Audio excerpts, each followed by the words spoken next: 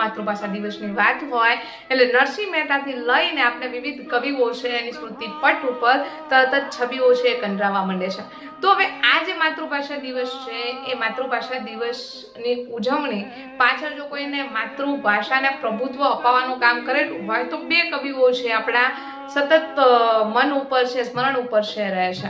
આ બે કવિની અંદર સમાવેશ થાય છે એક વીર નર્મદનો અને બીજો સમાવેશ થાય છે આપણા પ્રેમાનંદનો। કારણ કે પ્રેમાનંદ છે એમને ગુજરાતી ભાષાને ગૌરવ અપાવવા માટે પોતે એક પ્રતિજ્ઞા કરેલી હતી। એટલે આપણે દરેક કવિઓ, તમે આદિકાળના કવિઓના ફોટા જોશો તમને તરત જ ખ્યાલ આવશે કે બધા જ કવિઓએ પોતાના મસ્તક ઉપર પાઘડી પહેરેલી છે, પરંતુ પ્રેમાનંદ છે એકમાત્ર એવા કવિ છે કે જેમને પોતાના મસ્તક ઉપર પાઘડી છે નથી કરી। શા માટે? તો કે એની સાથે એક પ્રતિજ્ઞા જોડાયેલી છે કે જ્યાં સુધી મારી માતૃભાષાને ગૌરવ નહીં મળે ત્યાં સુધી છે હું મસ્તક ઉપર પાઘડી છે એને ધારણ નહીં કરું।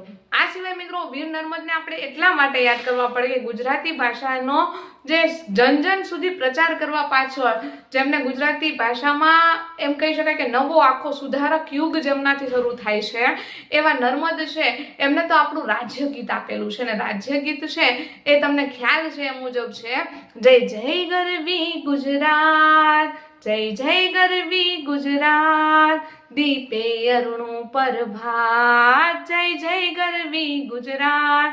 ગુજરાતના સમગ્ર વર્ણનો છે જેની અંદર સમાવેશ થઈ જાય છે એવા આજના દિવસે આપણે ગુજરાતીને ચોક્કસથી સ્મરણ કરીએ, ગુજરાતીનું ગૌરવ માણીએ અને ગુજરાતીના આ પર્વને આપણે જરૂરથી માતૃભાષા દિવસ છે એમની ઉજવણી કરીએ। ધન્યવાદ।